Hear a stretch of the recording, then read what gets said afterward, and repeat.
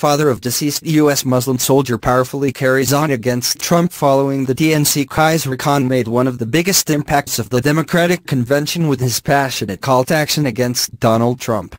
The father of fallen U.S. soldier and Muslim Captain Humayun S.M. Khan struck the Republican nominee for president on his rhetoric, whipping out his own copy of the U.S. Constitution for Trump to borrow.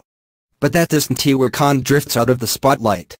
He has continued to rail against Trump in interviews post-DNC and is now attempting to reach out to Republican leaders Mitch McConnell and Paul Ryan to denounce their candidate. I don't become that emotional in public discourse.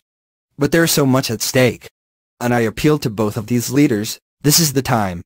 There comes a time in the history of a nation where an ethical, a moral stand has to be taken regardless of the political cost.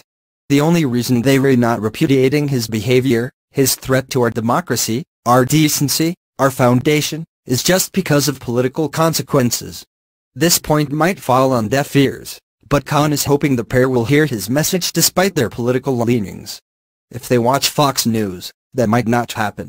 The network passed over Khan's speech at the DNC for prepackaged news. According to Variety, the conservative cabler chose to cut away from the elder Khan's speech in favor of a series of other prepackaged stories.